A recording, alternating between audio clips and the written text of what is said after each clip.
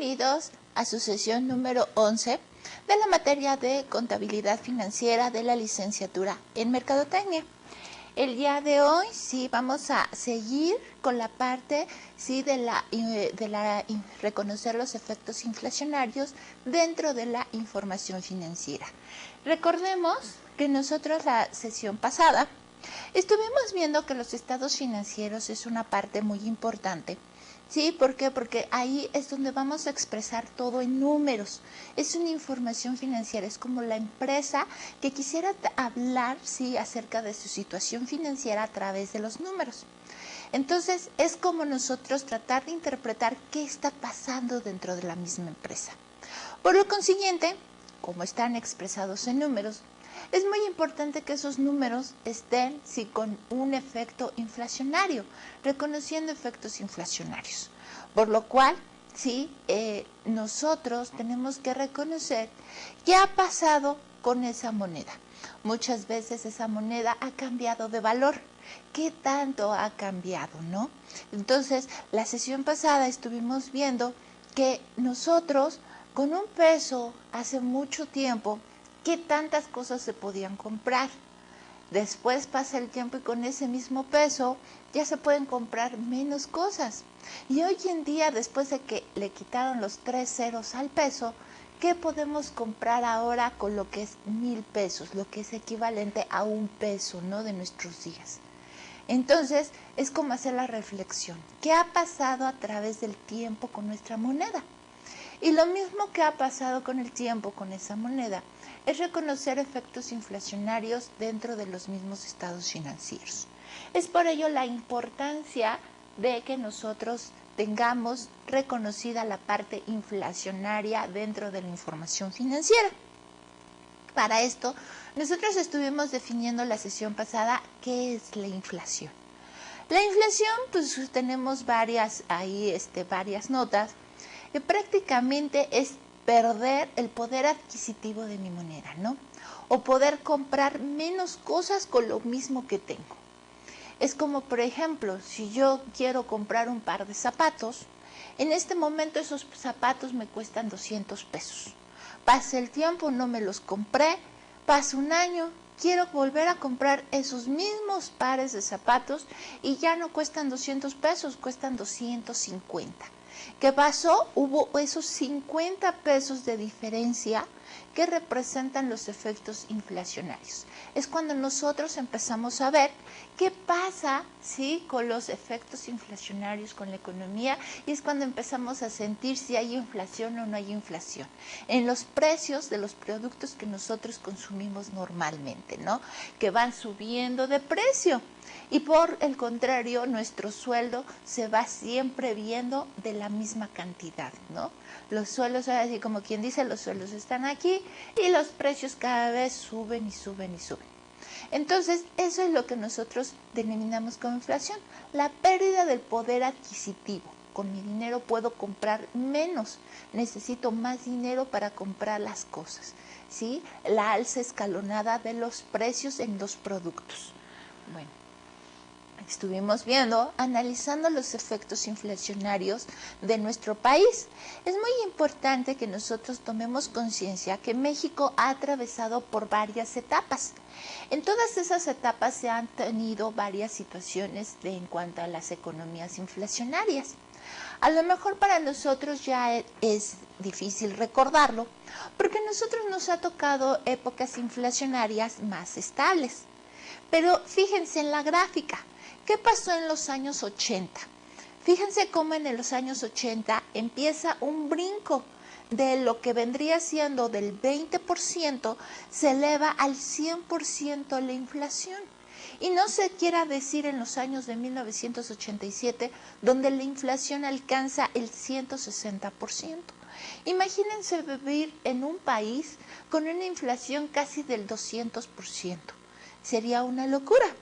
Sí, pueden platicarles a lo mejor algunos padres, sí, algunas personas grandes, que luego a veces iban a comprar una cosa en la mañana y en la tarde estaban ya a otro precio.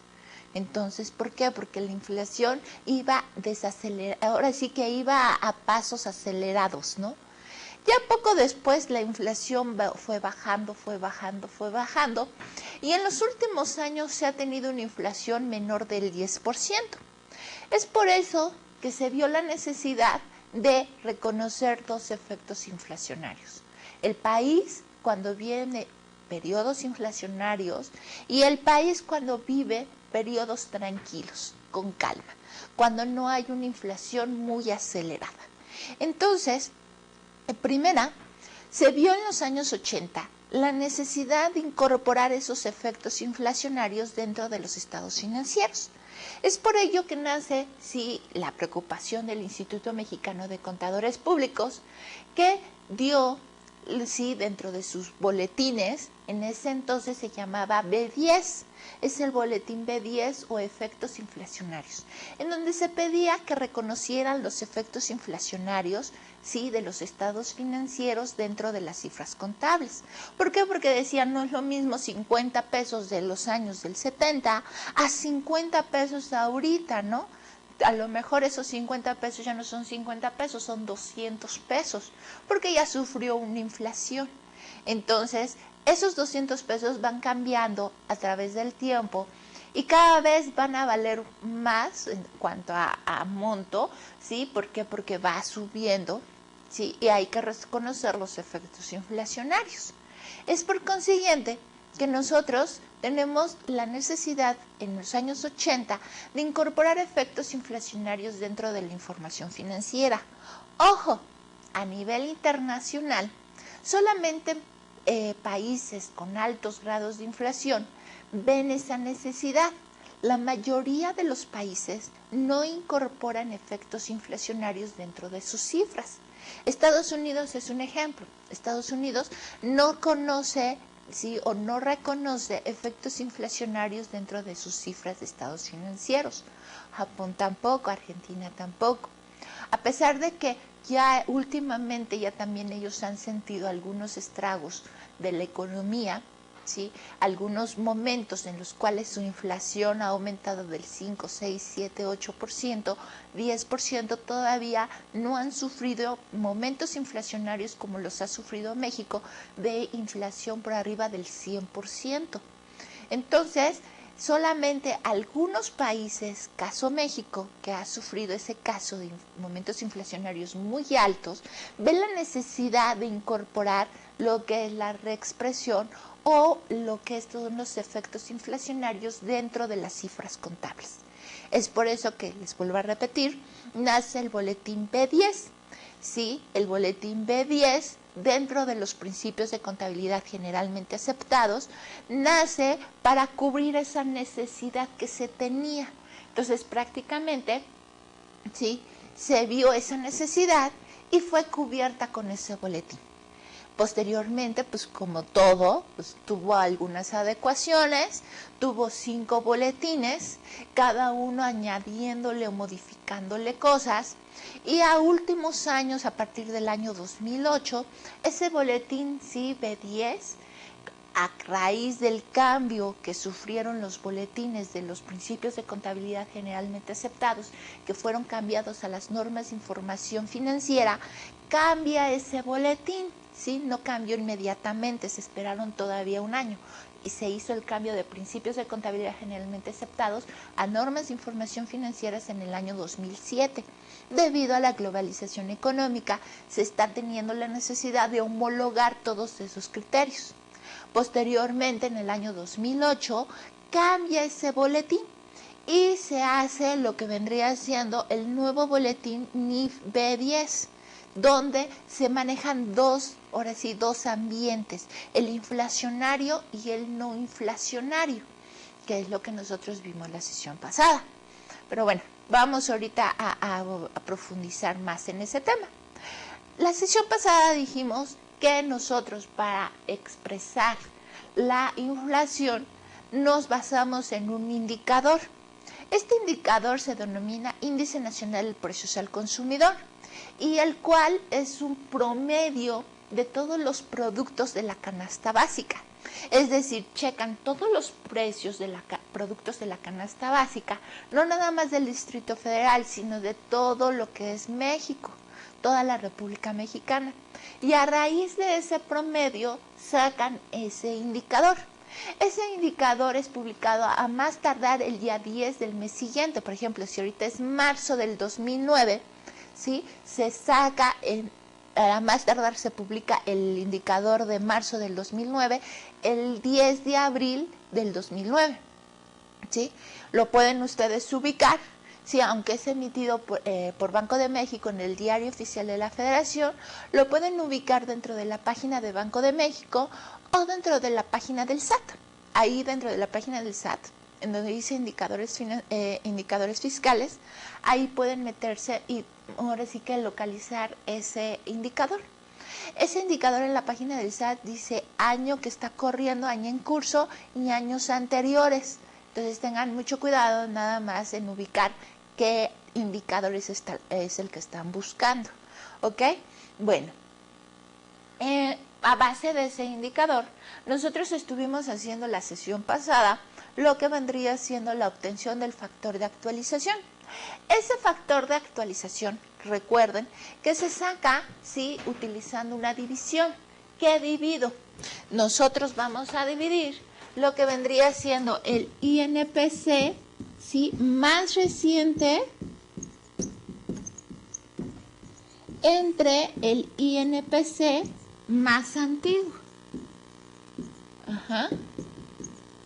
Eso me va a dar mi factor de actualización. Si nosotros queremos obtener la inflación, lo único que hago es que el factor de actualización le resto 1. Y con eso me va a dar un número, el cual lo voy a convertir a porcentaje y ese va a ser la inflación.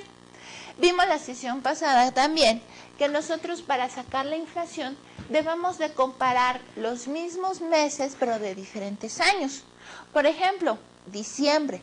Nosotros para sacar la inflación anual tenemos que tomar el mes de diciembre, ¿sí?, de diferentes años.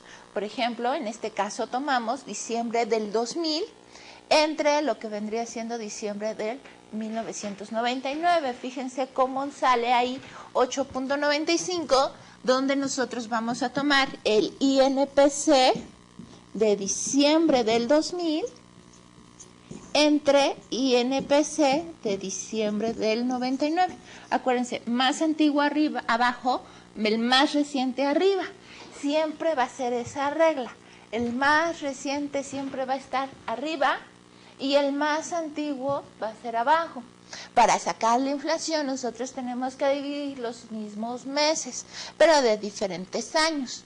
Si quiero sacar la inflación de enero del 2010, entonces tengo que dividir enero del 2010 entre INPC de enero del 2009. ¿Ok?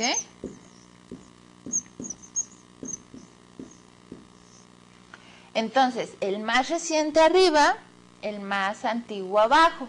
Y siempre tienen que ser los mismos meses. ¿Por qué? Porque dijimos que el comportamiento va a ser diferente en cada mes. Enero, pues la cuesta de enero.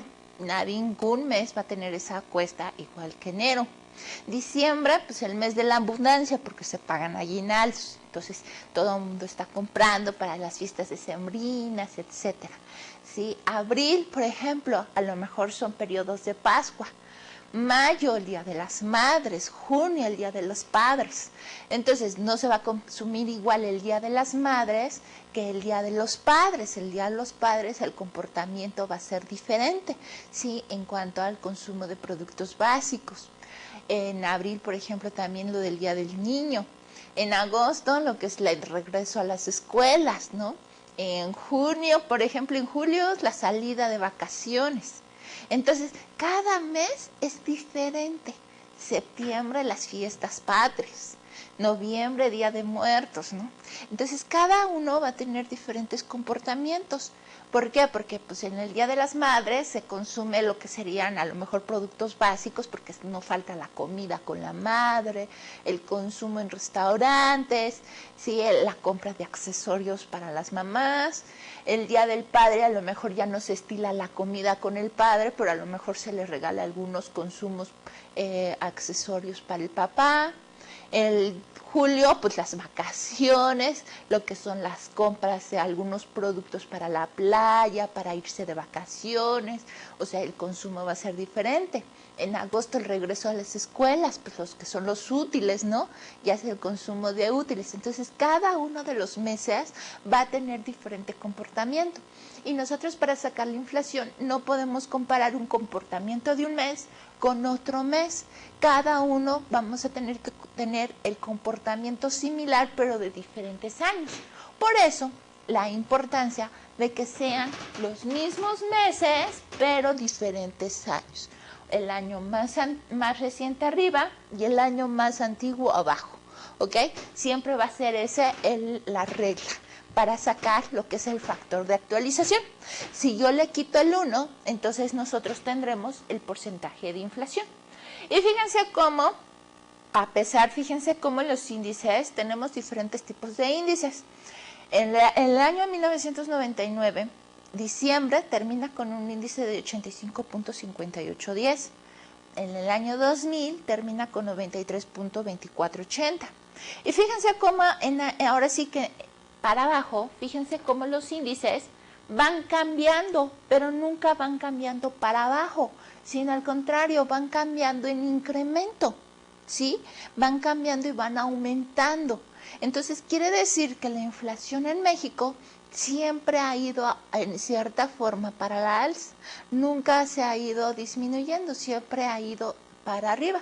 Solamente algunos casos muy específicos me ha tocado ver que la inflación ha tenido decrementos, pero casi siempre las inflaciones siempre son para arriba, van aumentando. Entonces, ¿qué quiere decir? Que nuestra moneda, al fin y al cabo, sí ha perdido valor y sí está perdiendo valor cada vez más, ¿no? Entonces, es lo que nosotros podemos reflejar aquí. Aquí nosotros podemos determinar los porcentajes de inflación. Fíjense cómo todos los porcentajes de inflación de los años 2000 tenemos que son por abajo del 10%. Entonces, es lo que yo les comentaba. Nosotros, a raíz de eso, pues el mismo Instituto Mexicano de Contadores Públicos determina que nosotros tenemos que evaluar y tenemos que situar dos posiciones en nuestro país, la parte inflacionaria y la parte no inflacionaria. ¿Qué va a pasar con la parte inflacionaria? La parte inflacionaria va a tenerse que calcular todo lo que es el B10 o los reconocimientos de la inflación dentro de la información financiera. ¿Y qué va a pasar con la parte no inflacionaria? La parte no inflacionaria, nosotros vamos a decir, voy a desconectar la contabilidad para no reconocer los efectos inflacionarios y la vuelvo a conectar cuando haya, ahora sí que los efectos inflacionarios, lo que haya no inflacionarios, hay una desconexión de lo que es el reconocimiento de la inflación dentro de los estados financieros. Y en periodos inflacionarios es la conexión nuevamente de los efectos inflacionarios dentro de los estados financieros. ¿Qué vamos a hacer ahí? Nosotros, dentro de periodos no inflacionarios, no se calcula el B10, no se calculan los efectos inflacionarios. Pero cuando cambiemos a un ambiente inflacionario, tengo que calcular todos los efectos inflacionarios, todo el B10, ¿sí?, de todos los años que no lo hice. Entonces nosotros vamos a poner en notas de estados financieros, se recalculó, se tuvo que calcular nuevamente los estados financieros con B10 porque ya se están viviendo momentos inflacionarios. Entonces, esa es la opción que nos da hoy en día el Instituto Mexicano de Contadores Públicos para reconocer los efectos inflacionarios dentro de la información financiera. Los momentos inflacionarios, el mismo instituto reconoce que es cuando, sí, los momentos inflacionarios es cuando la inflación aumenta más del 8%, sí, durante 3 años consecutivos, o se da un acumulado arriba del 26%. Entonces, cuando ya tengamos arriba del 26%, ya en ese momento nosotros tenemos un momento inflacionario, ¿ok? O 3 años consecutivos más del 8%. Entonces, esos son los momentos inflacionarios. Ahorita se supone que no tenemos nosotros un momento inflacionario porque la inflación el año pasado, ahora sí que ha habido inflaciones inferiores del 8%, ¿no? Han ido 5, 6, 7. Pero en el momento que empiece a subir y que rebase el 8%, ya estamos ahora sí que con un punto rojo, ¿no? Quizás ya empezamos un poco de lo que es un momento inflacionario. Tiene que haber 3 años consecutivos arriba del 8% para que sea un momento inflacionario o que sobrepase el 26%, ¿no? Más del 26% de inflación ya se considera un momento inflacionario, ¿ok? Bueno, nosotros dijimos también que para incorporar los efectos inflacionarios dentro de las cifras contables, nosotros tenemos que cumplir ciertos postulados. Anteriormente eran principios de contabilidad generalmente aceptados, ahora son postulados básicos de las normas de información financiera. El primero que nosotros estuvimos viendo que afecta la información financiera es el postulado básico de devengación contable. ¿Qué es el devengación contable? Nos está diciendo que los efectos, ahora sí que las operaciones se tienen que registrar cuando ocurran. Por ejemplo, si yo compro esta mesa la estoy comprando ahorita, pero no la estoy pagando, me dan crédito. La estoy pagando hasta dentro de 3 meses. Entonces no se vale que nosotros registremos la compra de esta mesa hasta dentro de 3 meses. Tengo que registrar la compra de esta mesa en este momento, aunque el pago venga después, ¿ok? Entonces eso es muy importante. ¿Cómo va a afectar el B10 en esta parte del postulado básico? Pues que esta mesa, supongamos que la compré en el mes de octubre del 2000, ¿ok? Octubre del 2000, la estoy comprando y ahorita pues tengo que incorporar los efectos inflacionarios siendo diciembre del 2009. ¿Ok? ¿Qué va a pasar? Yo, para sacar mi factor de actualización, voy a tener que tomar el índice nacional de precios al consumidor, el más reciente. ¿Cuál es el más reciente? Pues diciembre del 2009. Entre la fecha en que compré la mesa. ¿Cuándo la compré? Pues en octubre.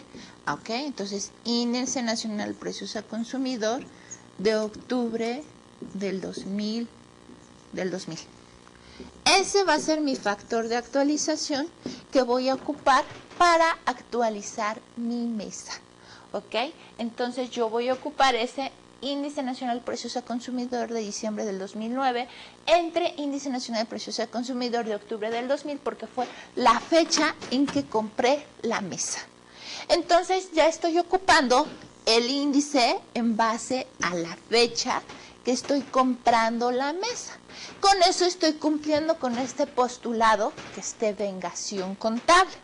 Vamos con la otra, valuación. ¿Qué quiere decir?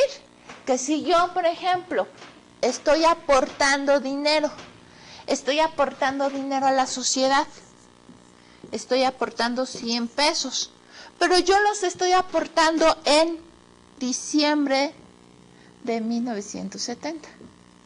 ¿Qué va a pasar? Aporté estos 100 pesos y yo estoy ahorita en diciembre del 2000, ya borro esta cantidad. Entonces, ¿qué va a pasar? Yo voy a tener que ocupar nuevamente mi factor de actualización para obtener la actualización de esa aportación. Entonces, ¿qué voy a utilizar? Nosotros estamos actualizando a diciembre del 2009. Volvemos a lo mismo. Factor de actualización, ¿sí? Índice Nacional de Precios al Consumidor, el más reciente, diciembre del 2009. Entre cuando yo aporté. ¿Cuándo aporté? Diciembre del 1970. Entonces, Índice Nacional de Precios al Consumidor de diciembre de 1970. ¿Ok? Ya saco ese factor de actualización, como vimos el postulado anterior de devengación, en base a la aportación. ¿Y qué está diciendo? Que esos 100 pesos a diciembre del 2009, ¿sí? Ya no son 100 pesos, ya son 800 pesos. Esos 800 pesos ya tienen los efectos inflacionarios. Y ya con eso, yo ya cumplo con este postulado. Ya no tengo 100, ya tengo 800. ¿Ok? Ya lo estoy valuando correctamente. ¿Ok?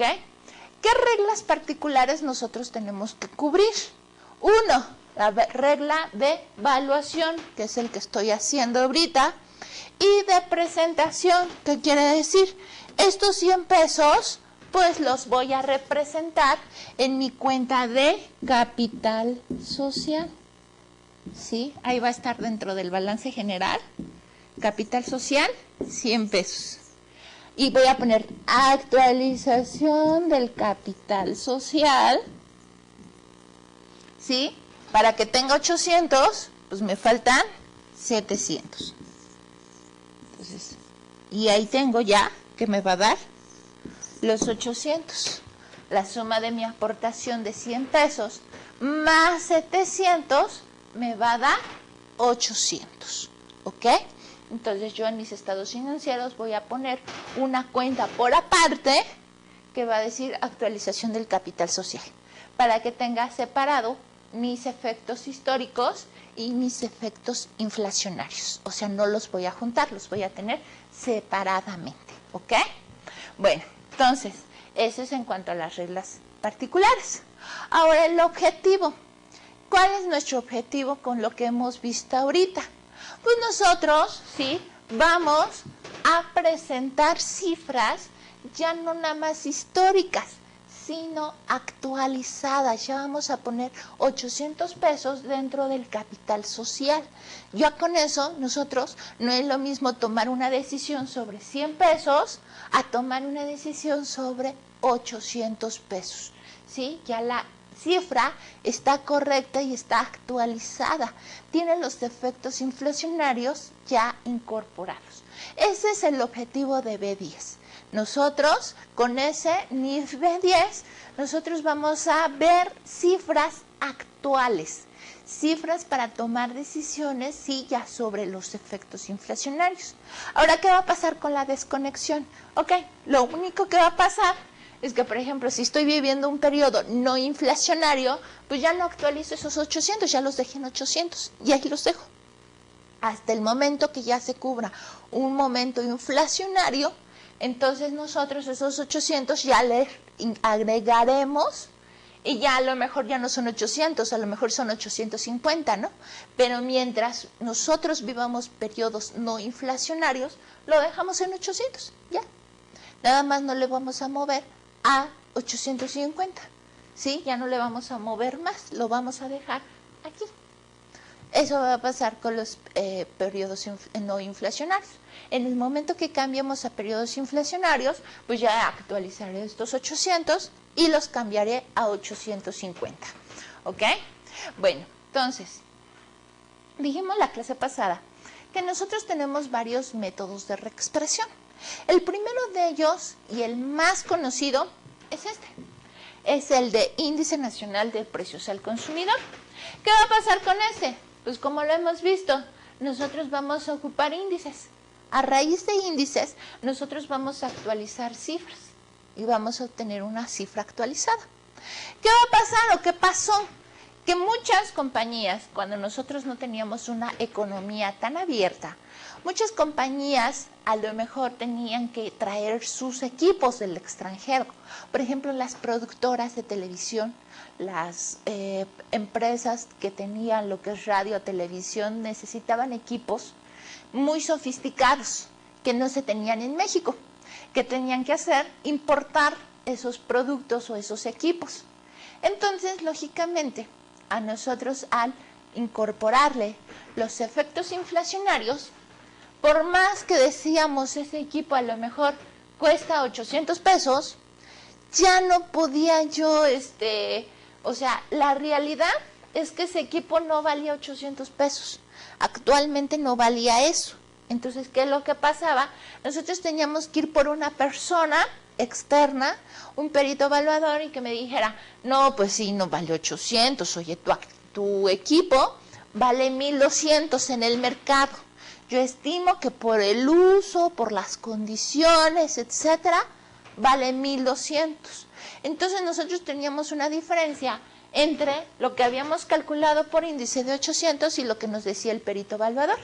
Reflejábamos los 1200 dentro de mis estados financieros y la diferencia lo manejábamos por una cuenta que se llamaba resultado por tenencia de activos no monetarios, lo que es el RETA-NOM.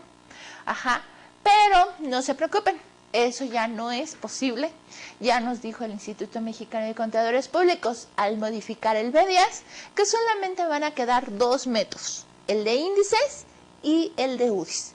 El de UDIs es una unidad de inversión, la cual va a reflejar ciertos instrumentos del gobierno más un porcentaje de inflación. ¿Cuál es la ventaja de las UDIs? Que esas se publican 2 veces al mes. El Índice Nacional de Precios del Consumidor se publica solamente una vez al mes. Entonces, si nosotros no tenemos necesidad de actualizar cifras, sí, por lo más, no actualizar cifras más que al final del mes, lo más recomendable es utilizar los índices. Si tenemos alguna urgencia y tenemos que actualizar cifras a mediados de mes, en lugar de utilizar un índice promedio, pues podemos tomar esta opción de actualizar por medio de UDIs. Bueno. Nosotros tenemos lo que serían las partidas monetarias, ¿ok? Acuérdense que las partidas las podemos clasificar en dos, balance y resultados, ¿ok? Ahí tenemos balance y resultados. Ahora, vamos a mezclar, vamos a decir, dentro del balance, igual que dentro de resultados, nosotros podemos tener las partidas monetarias. ¿Qué son las partidas monetarias? Pues como quien dice, lo que representa dinero. ¿Y qué representa dinero? ¿Sí? Por ejemplo, ¿la mesa representará dinero? No. ¿Por qué? Porque es un activo fijo tangible. ¿Mi inventario representará dinero? Pues sí, a lo mejor lo vendo, ¿no? Pero no es tan fácil que yo lo pueda convertir en dinero. Es más un bien, mi activo. Entonces, pues ya no. Entonces, ¿qué partidas tenemos que son monetarias? Pues, por ejemplo, bancos, ¿sí? Bancos representan una partida monetaria porque es dinero, ¿ok? Bancos, inversiones temporales, porque son acciones que las podemos convertir en dinero. Entonces, todo eso de bancos, cuentas por cobrar, ¿representará dinero? Sí. ¿Por qué? Porque el cliente viene y me paga en dinero. Aquí tengo a lo mejor un cheque, pero ese cheque representa dinero. Lo puedo convertir fácilmente en dinero. ¿Qué va a pasar? Cuentas por cobrar, por pagar. Pues sí, es monetario. ¿Por qué? Porque pues lo puedo pagar, ¿no? O sea, ahí está. ¿Cuánto debo? ¿Cuánto dinero debo? Entonces, sí, quiero transmitirles que todas las partidas monetarias son lo que fácilmente podemos convertir en dinero, ¿ok? ¿Qué otra? Deudores diversos, funcionarios y empleados. Esos deudores diversos, funcionarios y empleados es cuánto le estoy pagando a alguna persona, bueno, cuánto me debe esa persona. Acuérdense que la diferencia entre un cliente y un funcionario es que el cliente me debe dinero por una venta, es una parte externa, ¿ok? El cliente no pertenece a mi fábrica, a mi empresa. Y el deudor diverso me debe dinero, pero es un empleado, es parte de una persona que yo conozco, es parte interna de la empresa. Y los dos pues, son dinero, ¿sí? Entonces, como yo rápidamente los puedo convertir en dinero, aunque me tenga que esperar a lo mejor cierto tiempo para poderlas cobrar, entonces esas partes las puedo convertir y son partidas monetarias. ¿Qué va a pasar con la otra? Acreedores. Acreedores pues son todo lo que yo debo dinero a alguna persona externa de la compañía, que yo le debo dinero por cosas diferentes que no sean los productos que estoy vendiendo. Por ejemplo, la luz, la propaganda, la publicidad, lo que son los artículos promocionales, el teléfono, etc. Todo lo que yo debo que no sean las cosas que yo vendo dentro de mi empresa.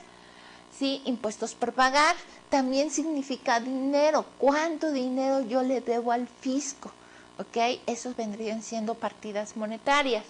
Proveedores, acuérdense, proveedores y acreedores. Proveedores son las personas que yo les debo dinero por la compra de materiales que yo vendo. Por ejemplo, si mi empresa se dedica a vender mesas y las produce, entonces mi proveedor es la persona que me va a abastecer de la plataforma para hacer el vidrio, de las patas de la mesa, etcétera, ¿no? Todo lo que me va a vender para fabricar mi producto que yo vendo. Por ejemplo, si yo necesito pues, un piso, ¿sí? Yo necesito un piso antiderrapante para mi fábrica, yo no me dedico a vender pisos, ¿ok? Entonces, pero yo necesito y me van a dar crédito para ese piso, voy a pagarlo en 3 meses, por ejemplo, en pagos mensuales de 3 meses. Entonces, ¿qué va a pasar? Yo debo ese dinero. No puede ser proveedor, ¿por qué? Porque yo no me dedico a vender pisos. Entonces, ¿qué va a pasar? Pues yo le debo dinero, ¿sí? A otra persona de diferente al producto que yo estoy vendiendo. Entonces, por consiguiente, sí, ese sería un acreedor, ¿ok? Y eso sería una partida monetaria. Vamos con la siguiente. Partidas no monetarias, por el contrario, ¿sí? Son aquellas que nosotros podemos tenerlos sobre bienes y servicios que no pueden ser tan fácilmente modificados por el dinero y por lo tanto pierden poder adquisitivo a través del tiempo. ¿Sí? Por ejemplo, en la mesa. La mesa no la puedo convertir tan fácilmente a dinero, no como un cliente, no como un cheque, no como la cuenta de bancos. ¿Qué quiere decir? Entonces, que esta mesa nosotros la vamos a considerar como una partida no monetaria porque es un bien, un activo fijo de la empresa. Es algo que yo puedo tocar, es un bien, ahora sí que no es tan fácil su conversión en dinero, ¿ok? Ejemplos de partidas no monetarias, el inventario. ¿Por qué? Porque es la mercancía que yo tengo. Ahí está físicamente. No es tan fácil venderla. Es un activo que yo tengo dentro de mi empresa que lo puedo tocar y aparte no lo puedo convertir tan fácilmente en dinero. Tengo que venderlo y tiene que pasar a lo mejor por la cuenta de clientes.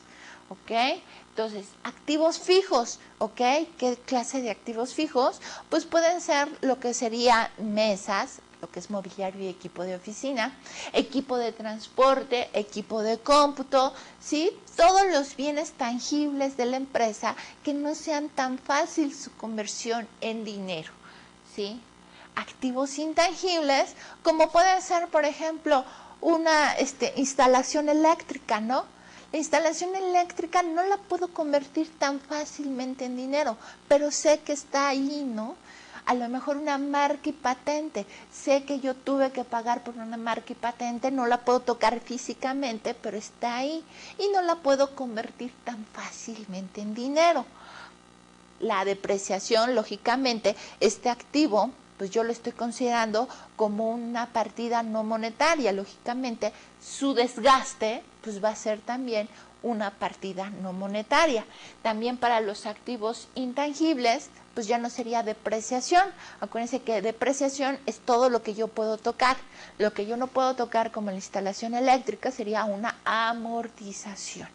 ¿Ok? El capital social. ¿Por qué? Porque son las acciones de los socios. A lo mejor no las puedo tocar más que en papel, pero no las puedo convertir tan fácilmente en dinero. Entonces, como no lo puedo convertir así como un cheque en dinero, entonces esa vendría siendo capital social, las acciones, las aportaciones de los socios, las utilidades que va teniendo la empresa también. Las utilidades son parte de las partidas no monetarias. ¿Ok? Algunos casos especiales nos están diciendo que si yo tengo un inventario, el inventario va a ir junto con el costo de ventas. Entonces, lógicamente, si el inventario es partida no monetaria, el costo de ventas va a ser una partida no monetaria. Si la mesa es un activo fijo no monetario, lógicamente su depreciación pues va a ser no monetario y la depreciación acumulada va a ser, ahora sí que, no monetario. Ahora, los cuentas en dólares, ¿ok? Acuérdense que nosotros muchas ocasiones tenemos una cuenta, por ejemplo, bancos. Y para llevar el control manejamos bancos en dólares, ¿ok? Y luego el complemento, ¿sí? Que tenemos bancos en dólares, pero su complemento que es en moneda nacional. Nosotros tenemos que evaluar, aunque tengamos $1,000, su complemento, al final tenemos que poner para que nosotros, si tenemos $1,000 valuados al tipo de cambio de 11 pesos, al final vamos a tener que poner una cuenta complementaria y convertirla de esta forma a lo que es la suma de los dos a pesos. ¿Cuánto es su equivalencia de esos $1,000? Pues serían 1,000 más 10,000 del complemento, serían 11,000. Si esta cuenta en dólares es una partida monetaria, lógicamente la otra partida es una partida no monetaria, ¿sí? O sea, las dos van de la mano. Es como inventarios. Inventarios tenemos que es no monetario, su contracuenta, ¿sí? Va a ser, sí, también no monetario, que vendría siendo el costo de ventas, ¿ok? Entonces, nos están diciendo que los activos y pasivos en dólares, junto con sus cuentas complementarias en pesos, ¿sí? Sí, se consideran como partidas monetarias, ¿ok? ¿Por qué? Porque pues bancos en dólares, ¿sí? Va cambiando, es una partida monetaria y por consiguiente, aunque tengamos un complemento, vamos a tener que tener las dos, van de la mano y serían en este caso monetarias. Ahora, nosotros para hacer la reexpresión, ya les había comentado que nosotros durante todas estas sesiones vamos a hacer una práctica.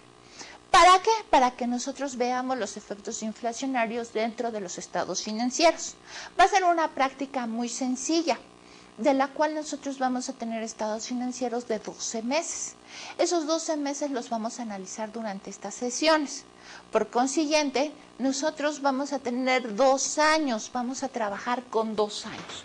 El año 2008 y el año 2009. ¿Sí? El año 2008 nosotros vamos a tener lo que es una reexpresión inicial. ¿Qué es eso de reexpresión inicial? Vamos a reexpresar las cuentas de balance, en especial las partidas no monetarias, ¿ok? ¿Qué partidas no monetarias nosotros podemos encontrar? Y vamos a recordar, teníamos inventarios, el activo fijo, ¿sí?